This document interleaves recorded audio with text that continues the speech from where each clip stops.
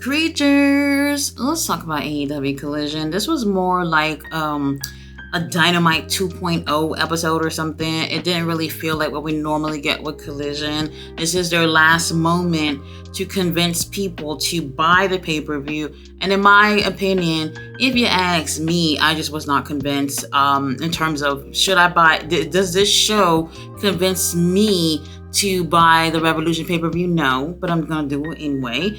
Now, we did start off with Buddy Matthews coming out to the ring. He's getting ready for his match, which I didn't even know he was on a card. And then all of a sudden he gets attacked by our Sussex County Chicken, Mark Briscoe. They got the tables, they got ladders, and they're just going off on each other, and I'm loving it. Start off a show with a nice little brawl. I'm cool with it. Now, Mark Briscoe is getting the upper hand here, but then here comes the other members of House of Black. They're like, hey, there's just no way you're going to be beating up on our man. We're taking over now. Now, the thing is that Mark Briscoe seems to be a little bit ready for them this time. I think he realized that if he's going to get his hands on one, he's going to have to fight all members. So now he has Buddy Matthews. He is fighting with Buddy onto the ramp. Buddy goes down the ramp onto like where they have all the production stuff for the lights and the pyros and everything. And then they are fighting. Mark Briscoe goes over to a table and he grabs a thing that's supposed to make the pyro go off. And he pressing the button, and now you see the fire just booming up into the sky and everything. And I'm just like, holy shit, Mark, you crazy. What are you about to do with that? And then he positions Buddy Matthews onto where the pyro is so that he can burn him alive. And I'm just like, Mark, think of the children. If there was no children here, then you do whatever you gotta do. But the children, they're gonna be scared to see something like this. Now, obviously, does he burns Buddy Matthews? Of course not. House of Black, they come, they save their dude, and we also had the useless security guards over in AEW breaking them up. And for whatever reason, why do they keep having these security guards, wrestlers, breaking people up and seem to have like 50 people there, and those 50 people are struggling to keep two people away from each other? What's up with that? Honestly, it is what it is. And Mark Briscoe ends up standing tall while the House of Black retreats. I actually did like this, and I thought it was cool. It was entertaining. Don't know where it's going because it just seems like Mark Briscoe is going to have to go against every member of the House of Black until what? I have no clue what's the payoff in this story, but it was still great to see all members of the House of Black and Mark Briscoe. None of these guys, unfortunately, are going to be on the pay-per-view tomorrow. Up next, we have the last qualifying match for the 8-man All-Star, whatever match is called, for the pay-per-view.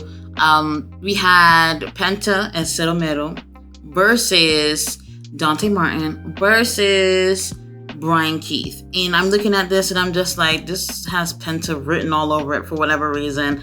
Luckily, though, Penta doesn't win. I mean, I really wouldn't have mine. Honestly, do I care about this match? Well, no, I don't. But I thought Penta would win.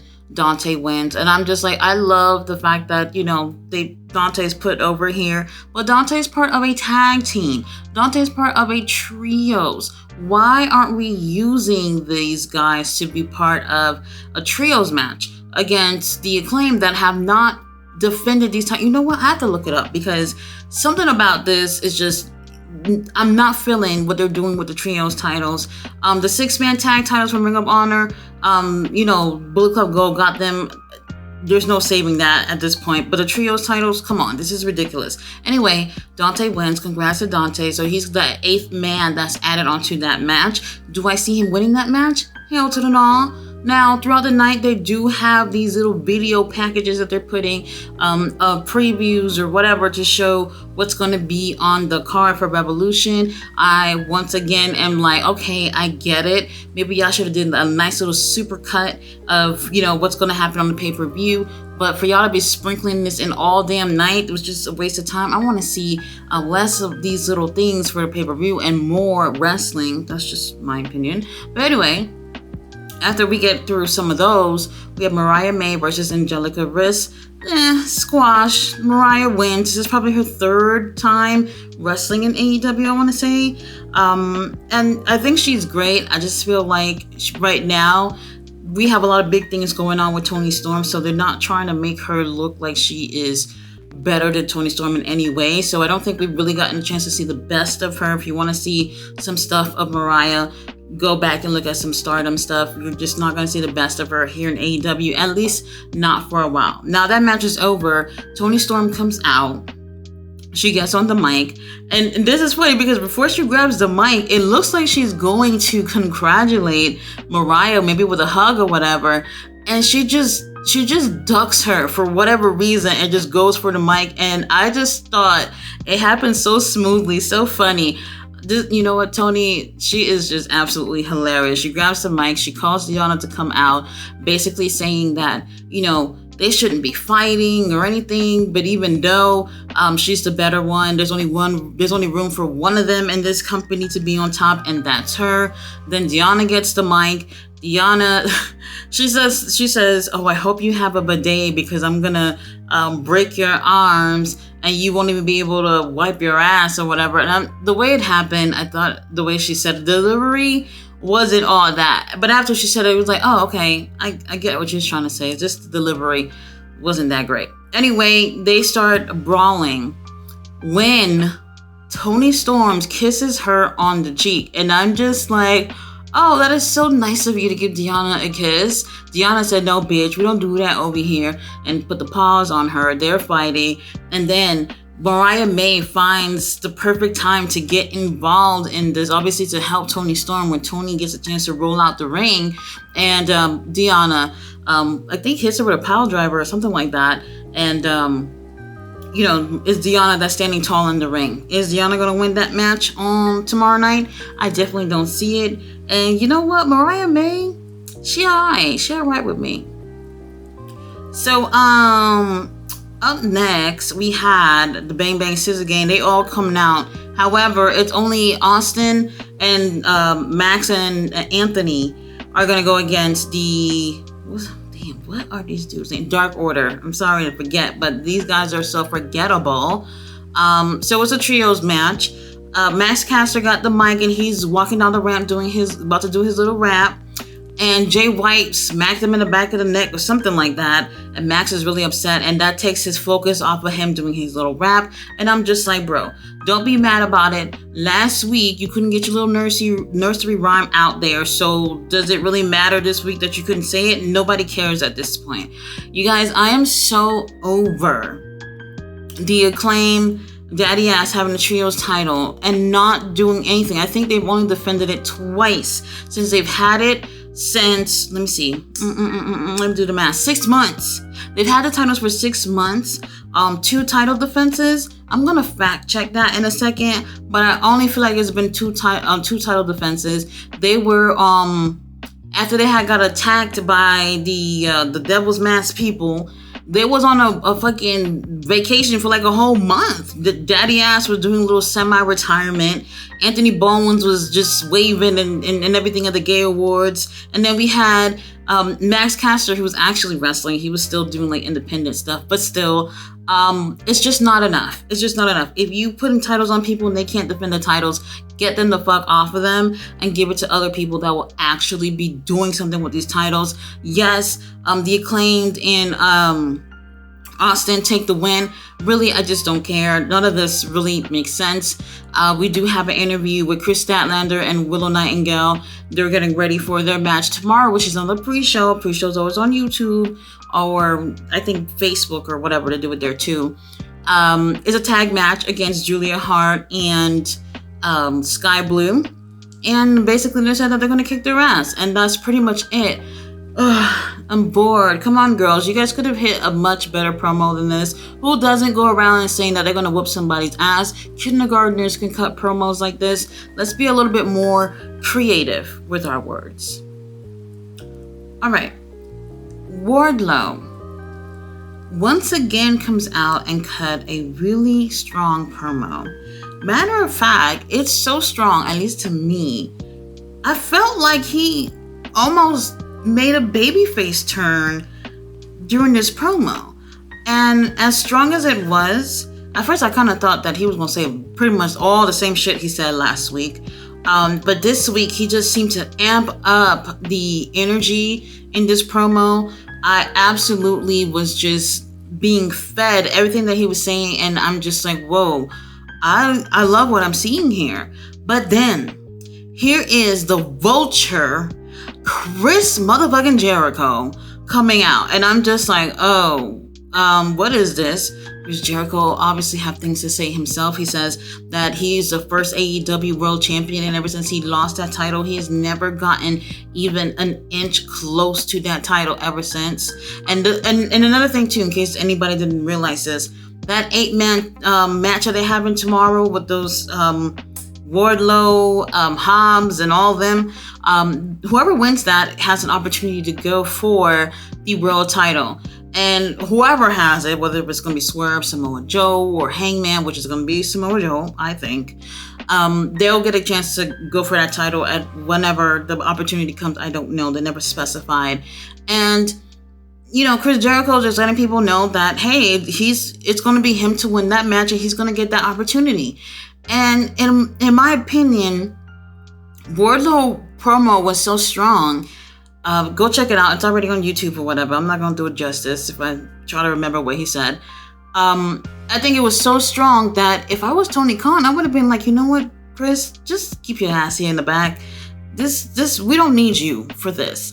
And in my opinion, Chris Jericho does not put over younger talent. So when he came out, that really made me feel some type of way, because I was like, damn, Wardlow's doing really well. This might kill the moment for him. Just when it could have killed the moment for him, you know, Wardlow's like, bring your ass up in the ring, come get his ass whooping. Chris Jericho agrees that he'll come over there and get his ass whooped. But then Powerhouse Hobbs come and attacks Chris Jericho, which makes sense, obviously, because Don Callis' family has had beef with Jericho and Kenny for months now. But I think that really saved the moment, because God knows what would have happened if Chris Jericho got in the ring with Wardlow. I think that could have possibly ruined that whole vibe of what we just got with Wardlow. So thank God for Powerhouse Hobbs coming out there, taking care of the trash. I think that was needed. If anything, maybe we should have gotten an exchange between Wardlow and Hobbs. I think that would have been the best case scenario. And which one of these motherfuckers wins the match tomorrow is great. Fine with me. I really don't care. However, as much as I didn't care about this match, I felt like Wardlow's promo convinced me that I wouldn't mind have seen him taking the win and actually getting his shot. And real talk, Wardlow does not need to win this match, because he had already been next in line for the AEW World title. You know, he was supposed to be next after Samoa Joe to, face MJF for that title. Obviously, MJF lost, Samoa Joe wins, and we skip Wardlow and go straight to Hangman and Swerve. So in my opinion, Wardlow should not even be in this match for his opportunity. But it is what it is. If he wins it, I do think that with the promos that we've seen and the fact that he was pretty much in line already, it should just go to him. Up next, we have Serena Deeb backstage, and she's like, her talent is undeniable. She is one of probably the best in all the women's. And for whatever reason, she put a challenge out, and none of these bitches has taken her open challenge. And she says that she is waiting for someone who is brave enough to get in the ring with her, and she is the final boss. And I was just like, oh, okay, cool. Now everybody and their mama got their panties in a bunch, and they're just like, oh my gosh, she's talking about Mercedes Moné. That Mercedes, when she debuts, that her first opponent is going to be Serena Deeb. Well, personally, I don't really know about Mercedes going to be in the AEW. I really don't know. However, it could be the fact that Serena Deeb is just pulling at our chains here and just want people to be talking because it seems like she referenced her. And then on top of that, like, why can't she be a boss? If she's over here beating everybody, I think that's a boss. Why not? Will Mercedes Moné debut in AEW? I have no clue. But if she were to, and they have Serena Deeb pretty much winning all her matches up until that point, That would be a little crazy that they're having Serenity look strong up until she gets in the ring with Mercedes Moné. I don't know if that's the case. I honestly, I don't know what to think, but it was very interesting. We'll see in a couple of weeks where that goes. Alright, so next we have tag team action. We had Matt Sydal, Christopher Daniels versus Private Party. These are really great teams. These are actually two legit tag teams, by the way. AEW titles could have been defended with one of those two teams, so I don't know. Whatever, I'm not getting into it. Now, the match was decent. It just seems like, alright, we've probably seen shit like this already before. But to make matters worse, the pre-show, we have another match added on, which is a stupid match with the Bang Bang Scissor Gang versus Sanjay and them with Private Party and Willie Mack. This is just a weird, like, did Tony Khan put a whole bunch of names in some kind of bucket and then just picked out names and got this team? That's exactly what it feels like. Now, Private Party, they're having a hard time getting that little win over on Matt and Christopher. So then here comes Sanjay and them to help them distract the ref. Jay Lethal gets into the ring, hit a lethal combo on him, and then Private Party gets the win, and they're dancing in the ring. Sanjay, I don't know what's going on here, but AEW should have like a dance instructor, not just for the crowd that never can do any of those dances, but for the ones that are employed with the company. What's going on with y'all in these dances? Can anybody in AEW dance? Anybody? I didn't really care for this. I just kind of felt like, I don't know, nobody cared for this. Now, after this, we do have Cassandra Golden versus Thunder Rosa. This was a squash, a slightly longer than usual squash, but didn't really do anything for the show. This Collision episode, to be honest, it's almost 100% skippable. And for our main event, we had Orange Cassidy, Trent Beretta, Daniel Garcia versus Roderick Strong, Kill Switch, and our stepdaddy Christian. This was all over the place. It really was. Oh yeah, wait a minute. I forgot. Hook was on the babyface team, and Brian Cage. Why do I keep thinking this was a trios match? This was 8-man tag. Whatever. Now look, I'm just gonna put it this way. It was chaotic, and I think that that's really what they wanted to give. They wanted to give something chaotic, but in my opinion, that took away from the match, in my opinion. Hook, you could stay home, review some tapes. It looked like you could really use some help. I really feel like the more we see Hook around bigger stars that's been there and done that, the more inexperienced he looks around them. He needs some experience. He needs something, and he just don't got it right now. I don't know what we're gonna do about him. But anyway, all I cared about was seeing that at some point Trent Beretta is gonna be like, fuck this, and just attack Orange Cassidy and say he want that damn title. When are they gonna give us that storyline? I don't know. Tony Khan, call me if we need someone to help you book this, because this needs to be done absolutely right. Anyway, match was chaotic. It was really great to see Kill Switch in the ring, because it seems like he hasn't been in the ring in so long. I just don't understand. As much as I do enjoy the storyline, I do enjoy the whole patriarchy group or whatnot. Mama Wayne is killing that role and that outfit and the hair and everything. Kill Switch really is not doing anything. And that's problematic, because you kind of want him to get something out of the storyline, and so far, nothing. And at some point, he's going to get one up on Christian. When? How? Who knows? Main event was just okay. We obviously have our stepdaddy team take the win, because Nick Wayne, who's not in this match, gets involved and helps them out. But the crazy thing is that Kill Switch gets the pin for his team, which is like, holy shit, when was the last time you pinned somebody? Who knows? But while that happened, the reason why that was able to happen was because everybody else in the match was doing their own thing outside the ring. Like literally everyone else. All 6 of these guys are fighting somebody else outside the ring, which is why they were able to capitalize and get that win. I don't have a problem with it. I actually love heels. And speaking of heels, Nigel McGuinness is absolutely lovely, wonderful on commentary. I love him. He is just fucking genius. They end up fighting and brawling all over the place. They end up taking it to the back and everything. It was just all over the place.